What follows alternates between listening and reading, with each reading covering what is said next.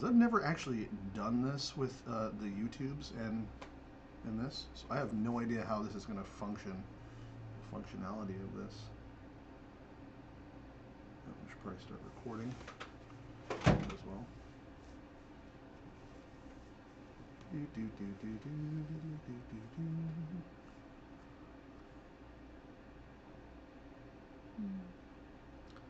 Doesn't look like it's streaming. I feel like the camera needs to be lower. Well, you can lower it.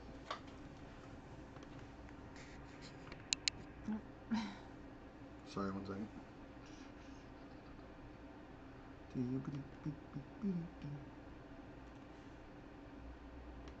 what I'm doing.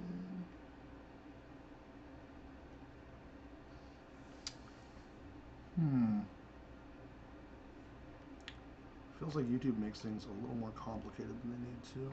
Did you put the key in? Yes. Otherwise it wouldn't have prompted us for the stuff here in OBS.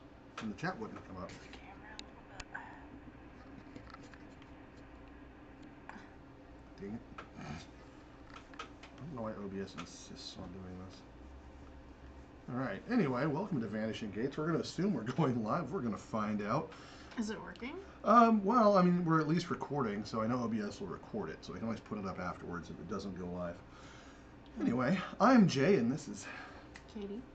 And we are your hosts on this show. Here at Vanishing Gates, we talk about the strange, the unexplained, the paranormal, true crime, weird history, things like that. Things that are just out of the ordinary. I think that's a pretty good way to say it, eh? Yeah. Pretty good descriptor, so I can move that cable out of the way. We have not gone live on YouTube yet, so I'm not sure if this is working. I'm not certain if this is working, because this is the first time we're trying it. So we'll see how this goes. Normally we'll have stream on our Facebook page, but it's been such a dry heave. I got tired of dealing with it. Yeah. So anyway, because we're not going to do a Christmas show per se tonight, but I don't know if it's working. it's probably working. You got to think I also don't have the greatest connection right now because I'm using my phone as a hotspot instead of having everything wired in, so it might just be kind of on a lag. Yeah. Anyway, but I do want to touch base on something. You came over yesterday for our town that we live in has an annual truck parade to celebrate Christmas. It's one of the few holiday things that we do in our town, which is incredibly depressing to say because it is the holiday season. We will be doing Christmas episodes coming up, creepy Christmas ones. Here's Jay with another creepy Christmas episode. This episode isn't about that, but I do want to touch base a little bit about a gripe that I have. So I think I've griped on this before, but I want to touch base on it. The truck parade was awesome, by the way. It was cool. So all the truckers in the area and law enforcement, it was super loud. Yeah, but it passes right in front of my house. So we have a bunch of people come over. We usually do one of my kids' birthday parties, as we did this year. And then everybody goes and we sit outside, we watch the truck parade and drink hot cocoa. Nobody drank hot cocoa this year. That's not my gripe. My gripe is, I ran into a friend of mine I used to go to church with. And they said, hey, are you still doing that satanic evil thing that drew you away from church? I said, what are you talking about? That happened last night? This happened today. Oh, today. What are you talking about? They said, well, that show you do about the paranormal. I lectured this person very politely. And I said, you realize I left the church because of another Christian bugging me, thinking that something was wrong with me when I was very openly out loud about my beliefs, when everybody else tools around and doesn't give a crap about the people around them. I wasn't that guy. I kept to myself when I needed to, and I was always there for anybody at the church that needed me. And not everyone at the church was like that, but there was a weird structural change. And that's why I stopped going to church. It had nothing to do with my beliefs or the paranormal thing. And then I said, you know, your entire beliefs, just like mine, are paranormal. They're supernatural beliefs.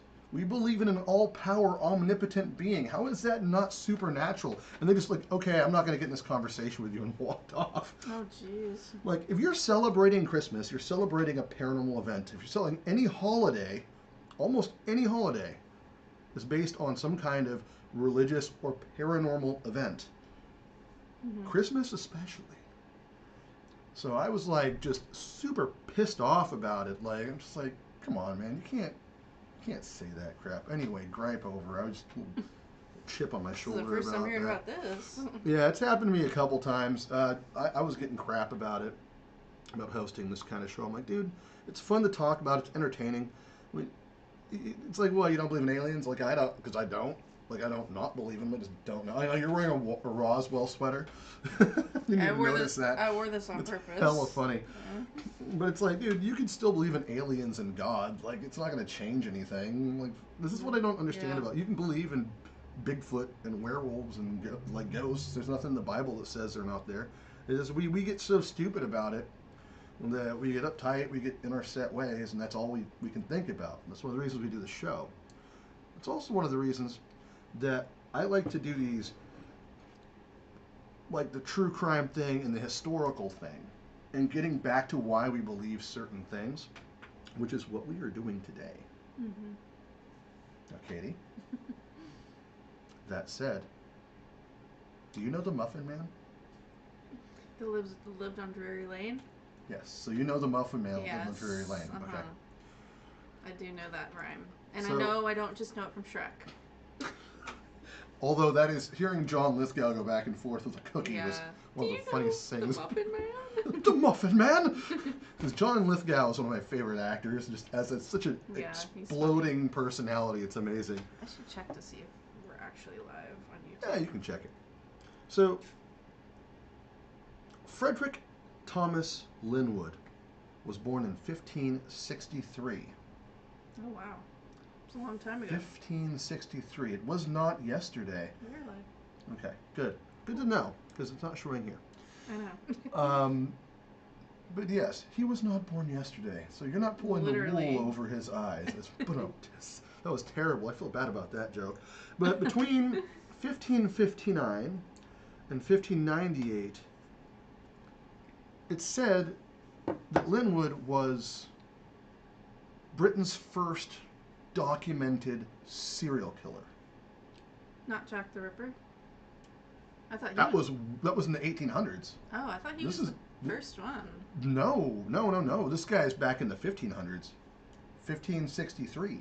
Oh, wow. Jack the Ripper was 18 something. In fact, they think there's a good reason to believe that Jack the Ripper ended up being an American serial killer too. That was a doctor that would travel back and forth. Same guy? There's a real good evidence to say it is. We could do an episode on it one of these days, but Yeah. I want to get all the details right because there was an author that did a ton of research, and he came up with some really interesting ideas about where it was, and the way he put it together was really well done. And so I don't want to butcher what he had to say, but it Yeah. seems like what he's saying is pretty. I mean, it's the best explanation for who Jack the Ripper could be that I've ever heard. But so Linwood here, he was a muffin man. Do you know what a muffin man was? Guy that makes muffins? A baker, yes. A baker. But Yeah. he wasn't just a baker. So back then, and okay, they still exist in England. There's still muffin men Muffin that men, deliver pastries and stuff. So I wish we had that. basically, That'd be nice to have yeah. pastries delivered. Well, you can do that. It's called DoorDash. Well, yeah. Some bakeries have delivery services. That's true. But so Linwood, though, or the reason Linwood had a business, and he was apparently very successful with it. What happened is back then, and for a long time, it wasn't common to have a stove in your house that you could bake with. So people would have hot meats delivered. In the 1500s, yeah, no. Yeah, There well, was even no up- electricity. And even longer. So, I mean, it was just uncommon for most houses to have an oven. I mean, it wasn't the time frame. So bakers usually, or meat cooks or things like that, would have the ones with the ovens, and they would sell, and they'd become very lucrative in a very impoverished time. They'd make some money because people wanted food that was prepared and safe to eat, and like uncooked food is not always the safest thing. Sorry, raw food people, it's not always the case. I love you, but talk to a nutritionist Oh. or anybody that does survival training. Off topic for a second, but that Or- reminds me of. Okay, you know that show, My Strange Addiction? I've heard. Oh yeah. Oh my god, I was just watching this People one with pica or where pica. this couple only ate raw meat. Literally, that's all they ate. And it was so gross. There's you It was can so eat nasty. you can eat raw meat in the wild a lot healthier than Yeah. you can eat raw meat from If you're a market or a like farm. starving and need Yeah, to if eat. you need to eat, but you run a gamut of risks of parasites. They went to the being doctor and ill. it wasn't good when they went No. to the doctor. Well, they were probably eating store-bought meat. If Yeah, it's they wild were. game, No, like, they were going to the store and buying it. so Yeah. one of the things I learned when I was doing survival training and stuff is if you come across a deer carcass, as long as you're not eating the rotted parts that have been infested by things, you can eat raw venison. Yeah. It's highly not suggested, and in the winter is fine. I wouldn't do that in the summer because then it starts to go really bad. Once Yeah. it starts to turn and rot, then you don't want to eat it. I mean, you know, it's not like certain things. Actually, there's, to be gross here and talking on the same subject of food and cooking, because it does tie in to an extent. There's this old Coast Guard manual I ran across that was like, just remember, it was for the chef's part of it. Cooked feces can't hurt you, but raw or improperly prepared feces can kill you. Because if you get stuck at sea and you run out of rations, what are you going to eat? Well, as They long as you cooked can it? cook. They I don't cooked know if poop? there's any record of that happening. It was They just in the manual. I don't know. It just said it in the manual that it came across. I'm just like, Ew. what the hell? If you're a Coast Guard member, if you're a Coastie and you've come across this manual that says that page, please let me know. Because I would love to have a copy of it because I don't even remember who showed it to me, but it was hilarious. And worrisome. Very worrisome. Well, I mean, everything's food if you're brave enough. Yeah, I could Except for totally maybe eat this lava. computer. There was a dude that ate a plane piece by piece. That's another My Strange Addiction. Pica or pica, yeah. It's actually a psychological disorder that makes you crave things Yeah, that aren't people food that you are- can't stop eating. There's people on there that eat mattresses and toilet paper and Yeah. That one are in couple love that with was cars. You know, it's like the one couple that did the Weird. coffee enemas to the point where they I almost saw that died. one. Or Yep. the guy in the the inflatable animals. Oh God, yeah. That was staged. He was in That's a not a real relationship with thing. his inflatable. That's not a real thing. animals. Most of that show was staged. And I the guy that guarantee it. was in relationship with his car. I know people like that too. But anyway, Oh, so gosh. yeah, but most households didn't have the way to prepare or store food, and so these bakers, or they call them muffin men, and it was English muffins, those hardtack kind of muffins. They're not like the ones we get in They're not like America. the They're sweet sugary. muffins. Yeah, they're hardtack muffins. It's not like the same thing. Also, it's like an English muffin. It's an English muffin, You put butter on it. but not toast that it. you would get here. The ones we sell here in America are not the same as the ones in Britain. Do they like toast it and put butter on it like we do? Or? I don't know.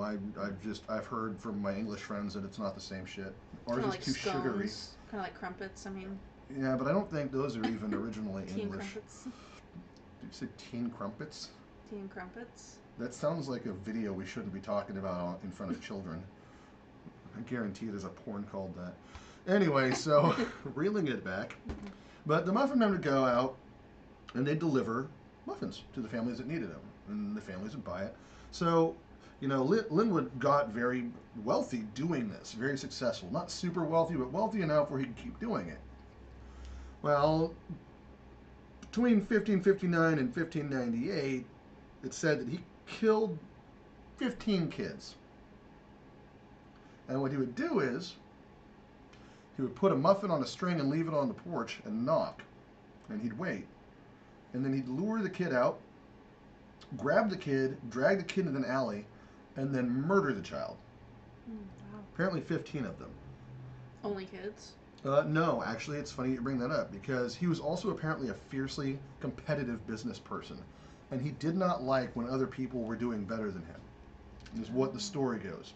Obviously, I never met the man, couldn't tell you. So he would take a wooden spoon, which is his murder weapon of choice apparently for everybody, a sharpened wooden spoon, and that's what he would shank people with. And he killed apparently at least a couple, like 10 or more rival baker people. Oh wow.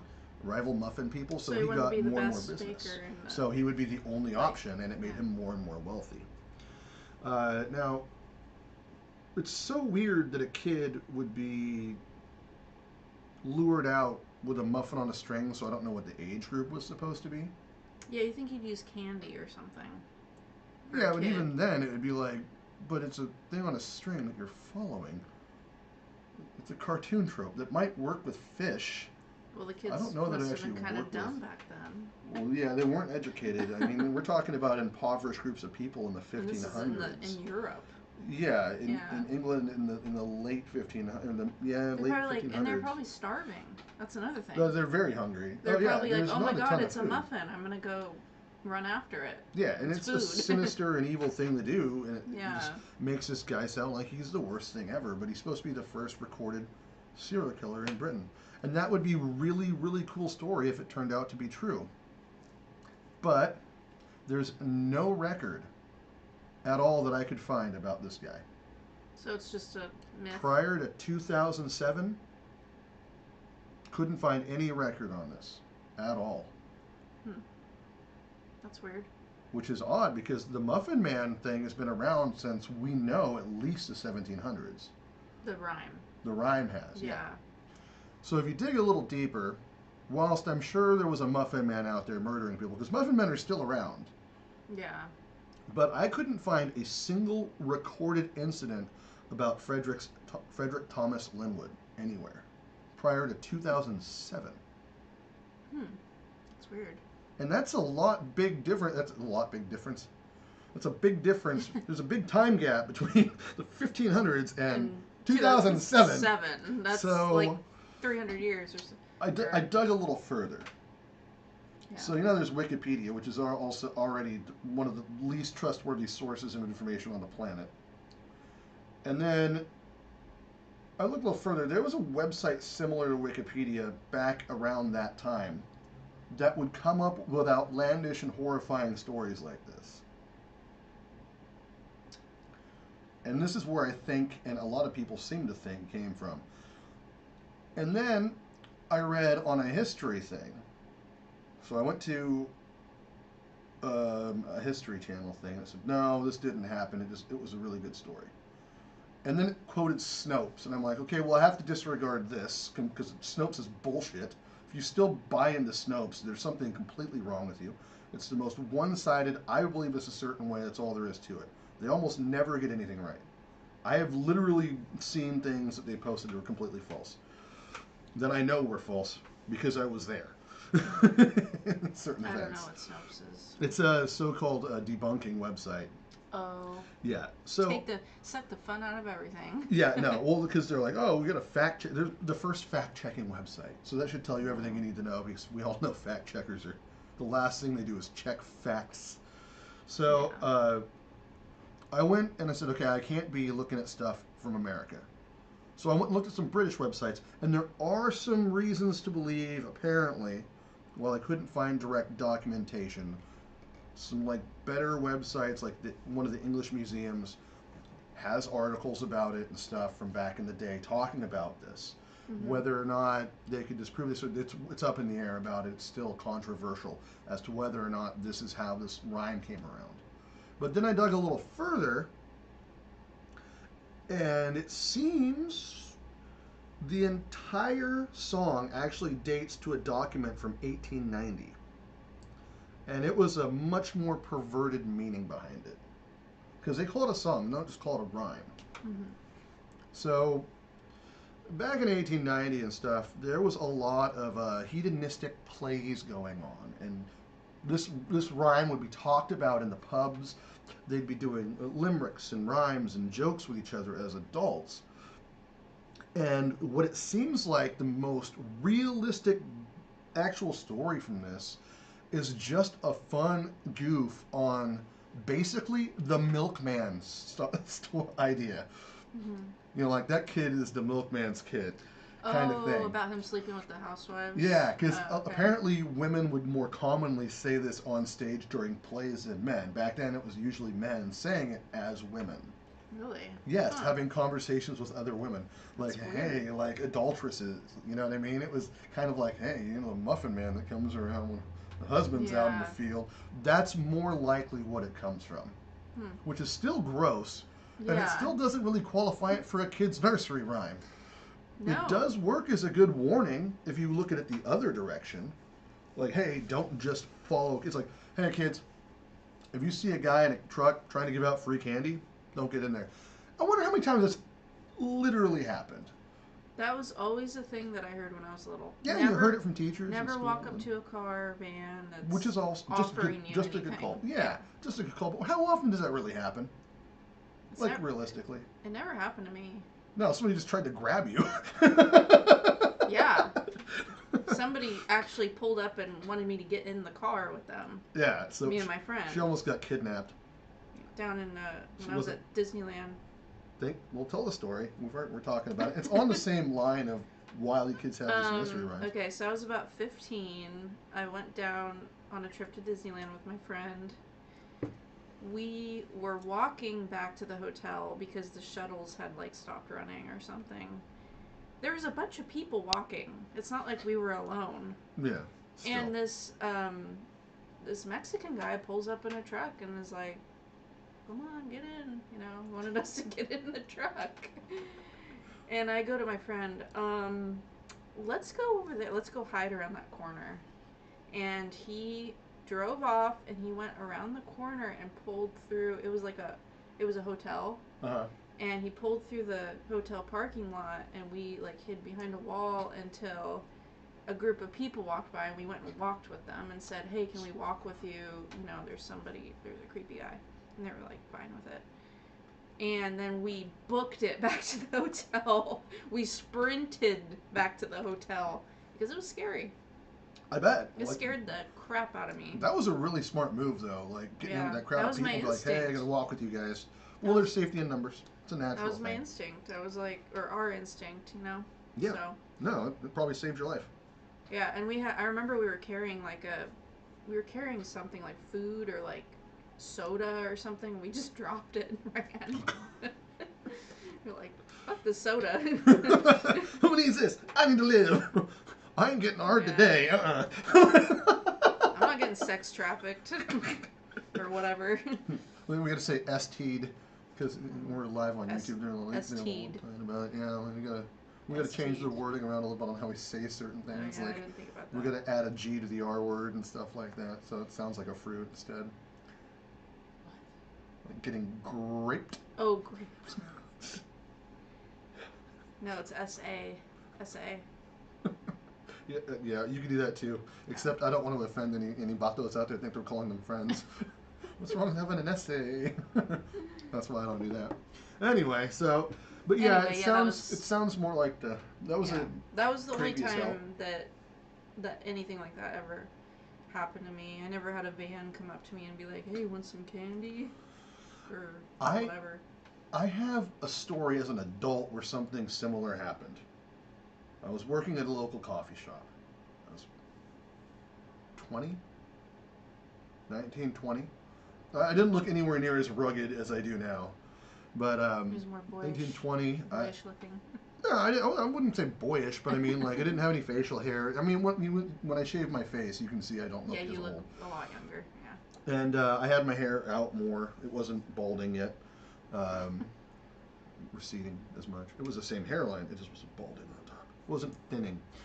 And I was in better shape, so it worked out more. But I wasn't big. You know, I was really involved in the church and stuff, playing music, and I worked at this coffee shop. I was still training martial arts and stuff and all that, because I just never really stopped doing that until I got sick.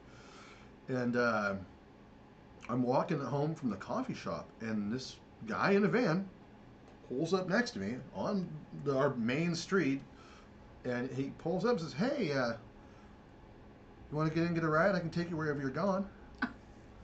And the look in his eyes was like, "Dude, how old do you think I am, and how dumb?" Like You were a kid or something? I don't know what he thought, because I don't know how anyone confused me for a kid even then, because I didn't look like a kid. I was carded for soda like when I was 16 to buy a soda. They carded me. I'm like, I'm buying soda. They're like, oh, yeah, you're right. You don't need alcohol. I'm like, What? at the time I didn't drink at all. He seriously. probably thought you were cute or something. I don't know. And it was the way he was looking at me was Gay like, guy. well, I mean, obviously, but there was something else going on. Everything in my brain goes, and everything I've been trained, like the neck hair stood up, the hairs on my body stood up, and my fist clenched. And I'm like, no, I'm good. And then he said, hey, no, really, just come on in. I'll give you a ride. You did one of these. Ew. I'll give you a ride. Come on. It's okay. It's safe.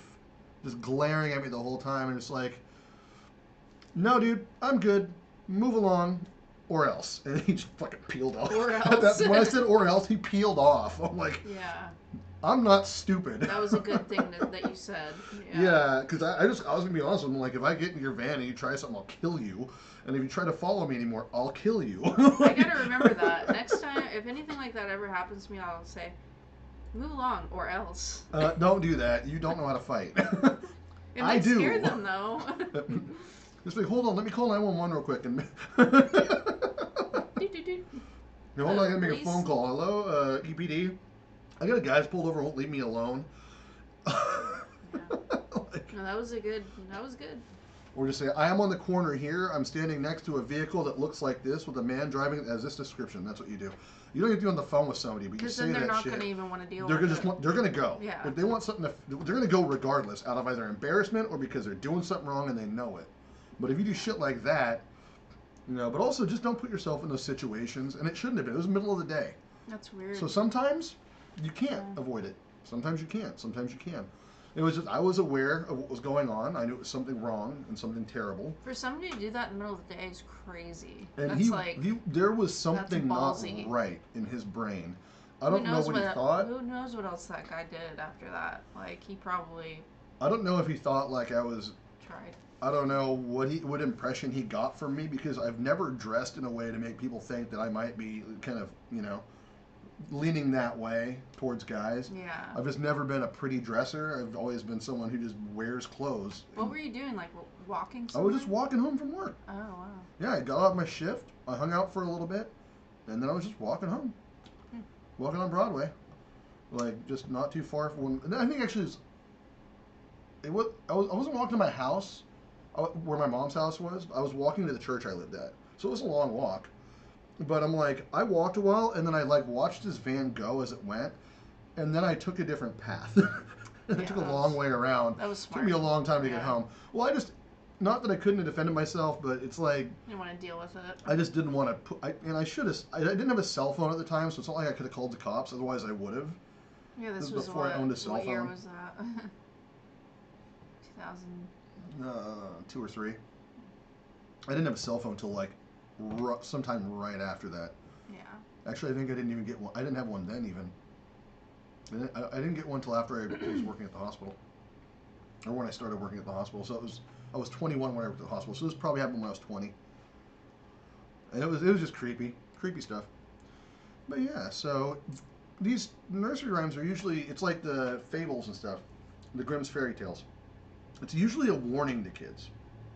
But this song is more of a theatrical thing that got turned into a warning for kids. Yeah. What did you have a favorite nursery rhyme growing up? Let me think. Did you like the jump rope games when you guys did rhymes and stuff? Yeah, we used to do the Miss Mary Mac, all dressed in black, with silver buttons down her back. Pretty sure that song has a dark meaning too behind it. It must, because it sounds weird now that I think of it. What's another one? There was something to do with, what was that one, that jump rope one? I don't remember. About coming through the back door. We're not that kind of talk show, Katie. Jesus. No, but it was Folks, I'm sorry about her. No, not that way. She's a pervert. There was a line in the song about coming through the back door. And I don't remember. Of the house. Nothing you're saying is helping what you're saying. We need more context because I'm confused. I can't remember what it was, but You know who you're talking to. How did you think that was going to work out? Saying it like, phrase Well, it, as Katie. soon as I said it, yeah. Your brain goes, oh, crap. I'm trying to think what else. I mean, there's Humpty Dumpty. Mm-hmm. You know. That's another one I was looking at earlier and I'm trying to find the origin too. Yeah, I don't know. I feel like that might have a weird, like a creepy meaning behind it. Okay, so a Humpty Dumpty was a clumsy, short, stocky guy. Well, That's what a sense. Humpty Dumpty was, who drank too much. Oh, it's my ex. Literally. Clumsy, short. And drank too much. And drank too much. He did have a great fall. Couple times. He had a couple great falls. Oh my god. Wouldn't it be funny? So he was actually a Humpty Dumpty. He was. By the definition of the term. That's so funny. That's how it's referred to, like back in the day. That a Humpty Dumpty was that person that would do that. I don't know who or why. They know I'm streaming, so I don't know why they're at my door. Go ahead and talk more about nursery rhymes. I'll be right back. Yeah.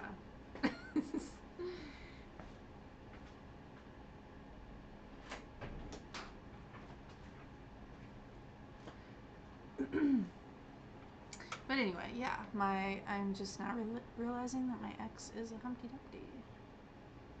It'd be funny if he saw this.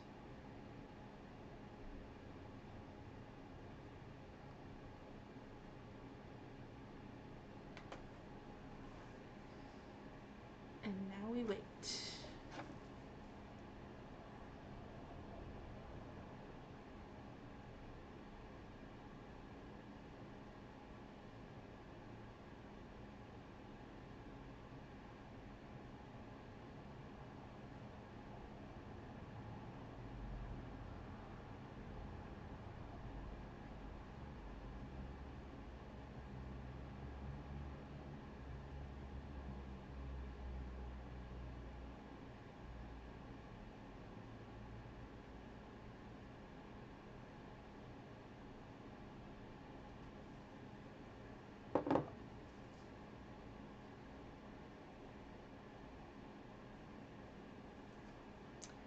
Sorry guys, be a little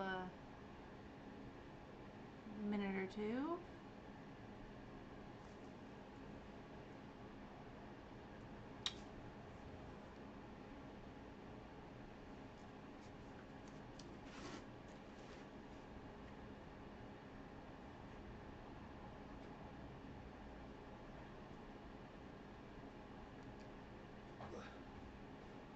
All right, I'm back. I apologize. What's that all about? I had to go fix my shower. Oh. Ugh. Kind of the water faucet wouldn't turn off. Anyway, so more about your talkie talks about that stuff. You just sit here and do nothing while I was gone. I didn't know what to say. Okay, we're gonna have to work on this with you because you know you need to get good at You this. need to also not have interruptions while we're live streaming. It was an emergency. Yeah. Otherwise, there wouldn't have been an interruption. It's the downside about live streams. Yeah. Anyway, we're back. Anyway. But yeah, my ex was a Humpty Dumpty. Or is a Humpty Dumpty. Did you say anything while I was gone? I said, right back. We'll be right back. We need to have like a little thing if we have to run that just puts it up and just hit a button. Yeah, we do need that. Yeah, we do need Maybe that. after this you can set something like up. A pause. Like a thing. pause thing, yeah. I'm going to set that up for my Twitch too. So, I was never really into nursery rhymes as a kid in general. Because I didn't do the jump rope game. I wasn't either really, other than the jump rope stuff. But as a little kid, especially growing up in the 80s when you're super young, you're getting these books that have all these nursery rhymes. And I was just like, I don't get it. Like, because I was reading like Aesop's Fables.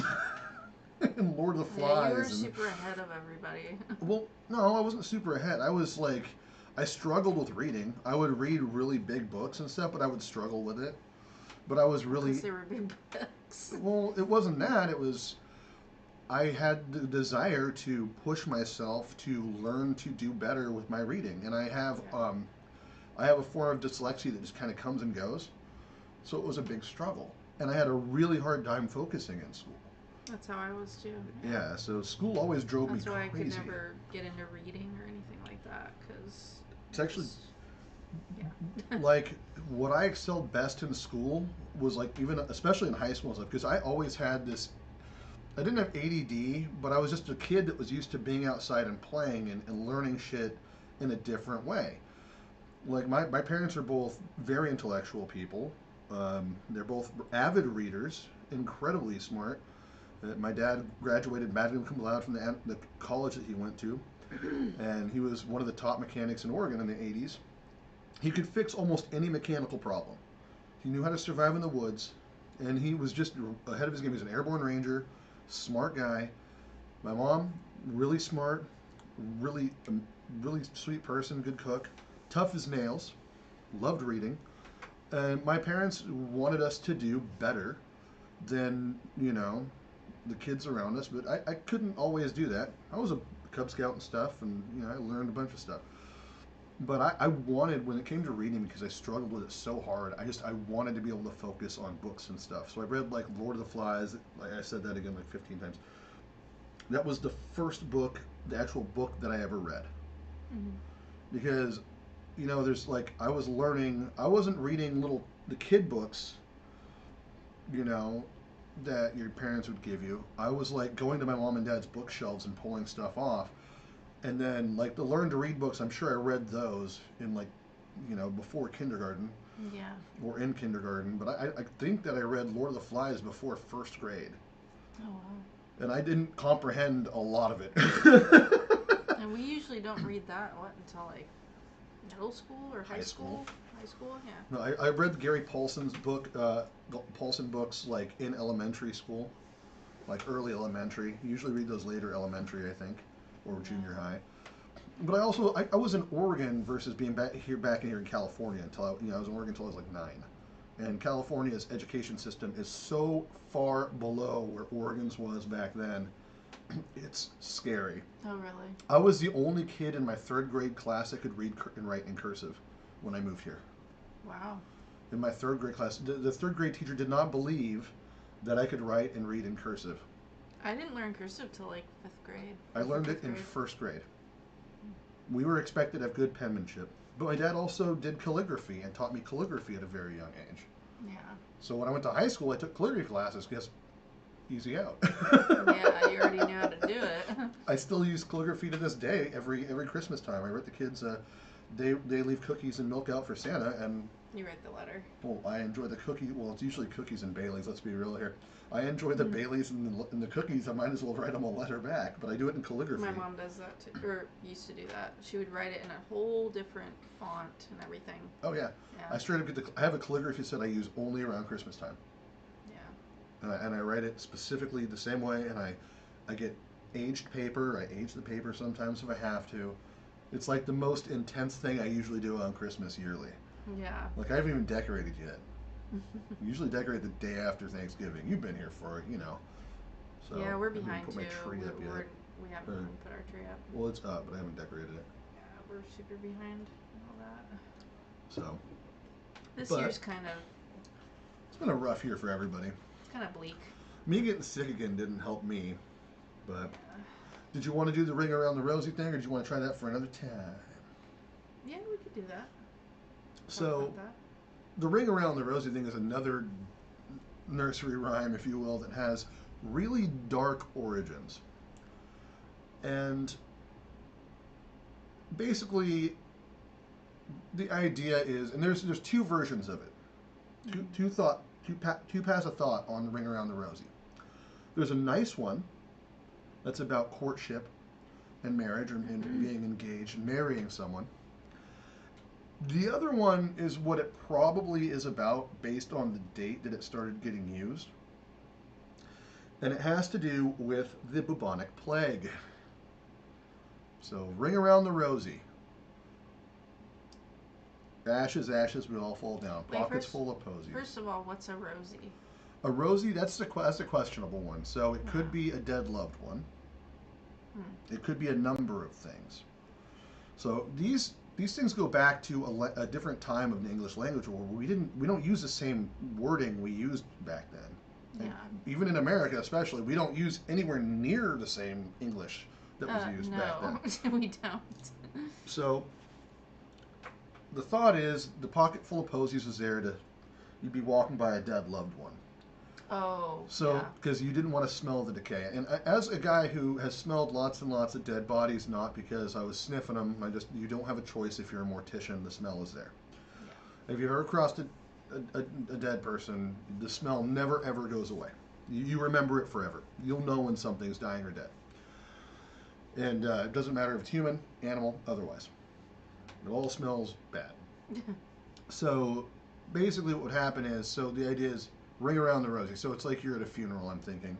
That's my thought train on it. I'm not the only person that thinks this, but you put the pocket full of posies in or flowers to cover the smell of the decay while you grieve for your loved one, Mm-hmm. or one who is dying. This is before they did any kind of embalming or any of that. Well, right? they just burnt the bodies in this case because of the plague. So ashes, we all fall down. Mm-hmm. Think about that. Crematory. They'd have body pits where they just burn the dead because they didn't know how else to deal with it. I can't imagine how that smelled. I've heard pork. Burning bodies. I've heard like bacon. So Human flesh supposedly smells like bacon. Really? I thought it would smell nasty. I've smelt burning people and it kind of smells like bacon. Not gonna lie, it smells like pork. That's why cannibals refer to human as the long pork. I didn't know that. Yes, because apparently we taste like pork, not chicken. Really? So not everything tastes like chicken. Mm-hmm. That was dark. Anyway, but this is what we're talking about. So the bubonic plague hit Asia, and they believe in the mid 1300s it outbroke in Asia. They believe it was there 2,000 years before that, and just being around, but not super common. And then in Europe, in about 47 in October, there was 12 ships docked at the Sicilian port of Messina. The ship's crew were all dead and dying. They're dead or dying. And like the ship's docked, and people had to go out and rig them up and go up in there and look. And when they went in there, people were just dead, covered in boils and stuff, and just disgusting stuff secreting out of them. Stuff you wouldn't want to talk about at the dinner table with your family, unless you're really trying to get the hint for them to leave on Christmas dinner. So keep this story in mind, because I'm a mean person. Within 5 years of the bubonic plague hitting Europe, it killed 20 million people, 1/3 of the country's population, or that continent's population. Wow. Yeah. So yeah, most it of killed everybody. 1/3 of the population of the continent. Wow. And so, and it did. They don't even know how many in Asia. And it doesn't sound like it was like a nice, like it sounded horrible. Horrible. Some Painful. people, and it was efficient. It was a very efficient disease. It's still around. People still get it today. But it's not as common. Oh, we can just treat it. Yeah. We have treatment now. They couldn't treat it back No, then. but they tried to treat it with all sorts of weird crap. They would say, "Hey, take a rose water bath for your boils and stuff," and things like that. So smart. Or hey, they'd have people go through and try to bless them to try to fix it. You'd have floggers going around and collecting dead bodies or dying bodies. There's a good Holy Grail skit in Monty Python where it's like, "Bring out your dead." There's a pod cart of dead people. And the guy's just really trying to get rid of his father-in-law. He got him over the shoulder. He's like, "Actually, I feel like I'm getting better." So, the bubonic plague is also referred to in the scientific name Yersinia pestis. And it's it's transmitted by either air or pests. So you can breathe it into somebody. And they worked with quarantines, and they did all sorts of fun stuff to try to quell it. Didn't quell shit. They didn't have any kind of way to fix it until everybody that was sick died off. And they let it go. Now, what had happened is the guess is that rats had gotten onto the ships because rats like boats. Yeah. And rats are a huge carrier of the bubonic plague. Yeah, that's where they came from, right? Hence those 12 ships from this that landed in Messina. Hmm. So they would get around the rats. The rats would get in their food or something, or breathe on them in their sleep, because rats will crawl on your face when you're sleeping. They don't have any problem with it. They'll get close to you if they know that you're not a threat, and they will nibble at you even sometimes because they're rude. Not without my permission. But so they'd be on the ship. Everybody got sick. Some people, it was so efficient. Some people would get it. They'd be healthy one day and then just die overnight.